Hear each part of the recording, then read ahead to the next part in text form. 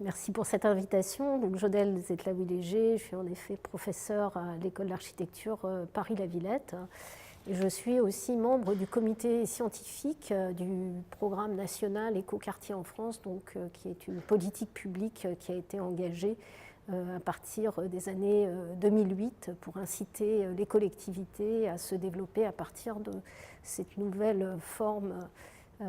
et enjeux urbanistiques du développement urbain durable. Donc, en fait, ce qui est important, et je crois que ça a été rappelé en tout début de notre matinée, c'est bien de comprendre finalement ce qu'on entend par participation. Donc, si je parle de l'intérêt de la participation, de la portée de la participation, c'est du point de vue quand même de démarches qui visent à dépasser la simple information, consultation, concertation pour entrer dans des formes de coproduction, c'est-à-dire où les habitants sont amenés à définir à chacun des stades des projets à la fois leurs attendus et aussi contribuer à des solutions et voir ensuite la prise en charge de la gestion d'espaces qui peuvent être des espaces partagés. Alors, ce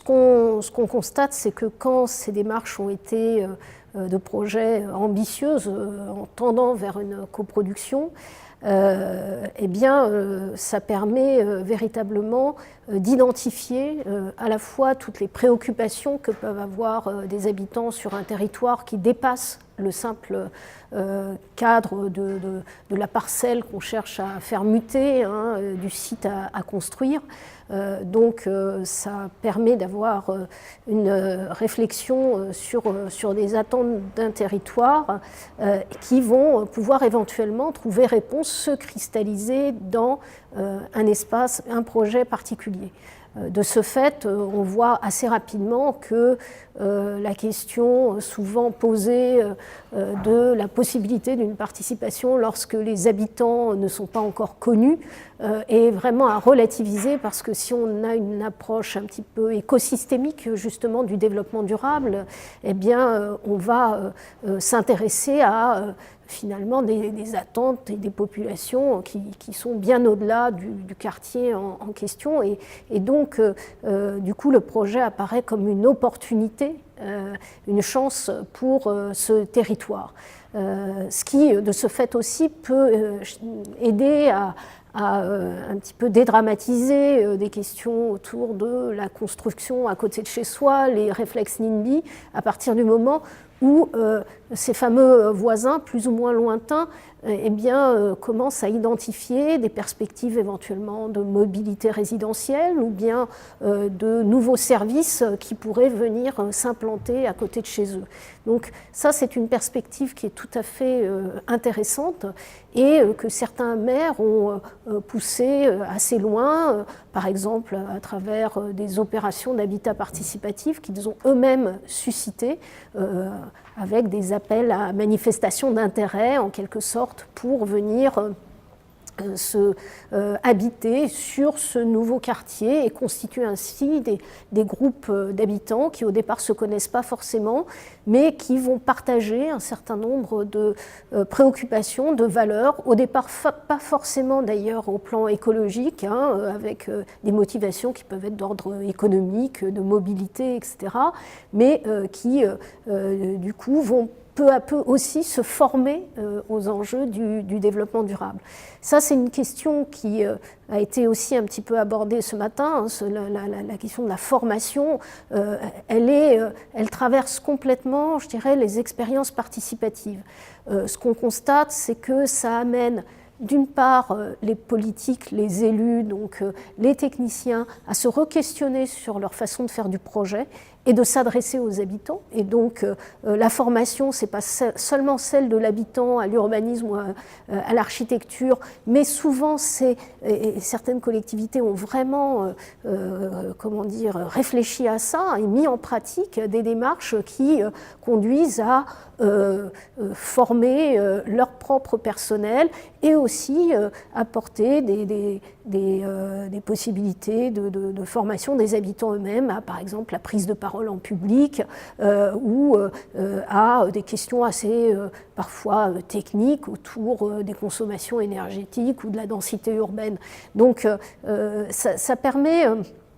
finalement à chacun de progresser dans sa culture au sens large de l'habiter et de sa relation aux autres.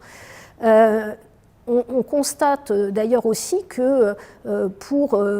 ce qui concerne l'habitat participatif, dont on a un peu parlé ce matin, eh bien, les habitants, en suivant le processus de projet, en étant impliqués parfois dans la construction même des logements, si ce n'est qu'en suivant le chantier, vont monter en compétence sur ces sujets-là et par la suite aussi être mieux en mesure de s'approprier des nouvelles formes d'habiter plus vertueuses au plan environnemental. Du coup, la dimension expérimentale de ces nouveaux quartiers ou de ces nouvelles formes d'habitat est beaucoup mieux vécue par des habitants qui ont été très impliqués dans les processus et qui, du coup, comprennent que ça ne marche pas tout de suite comme on le souhaitait au départ et en même temps sont acteurs des évolutions qui sont nécessaires d'apporter à des espaces qui ont été livrés et dont on pensait qu'ils seraient tout de suite opérationnels. Donc, tout un processus de co-apprentissage qui se met en place, qui est extrêmement intéressant. Et puis, une façon de faire de l'urbanisme véritablement multiscalaire et interdisciplinaire. Alors, ce sont des termes qu'on entend très souvent, enfin depuis très souvent en ce moment dans la bouche des techniciens et même parfois des élus, mais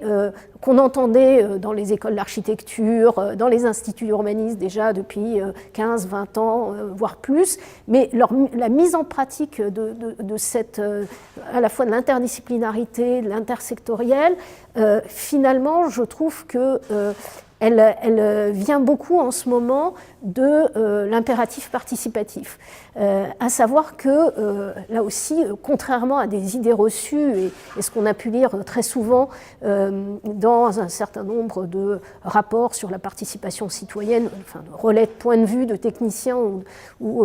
de politiques sur la participation citoyenne, idée selon laquelle l'habitant n'est pas capable d'avoir un point de vue à des échelles territoriales importantes sur des problèmes complexes. Et en fait, l'habitant, en entrant dans le sujet de l'urbanisme, tout simplement, bien sûr, par des questions d'usage et d'appropriation de l'espace, de fait, immédiatement, conduit et oblige des services techniques, des adjoints à l'urbanisme à travailler avec le secteur de l'habitat, avec d'autres secteurs disciplinaires et opérationnels. Et donc, au contraire, la participation citoyenne pousse un petit peu dans leur dernier retranchement les professionnels de l'urbain à véritablement mettre en pratique une approche interdisciplinaire et multiscalaire de l'urbanisme. Voilà. Merci.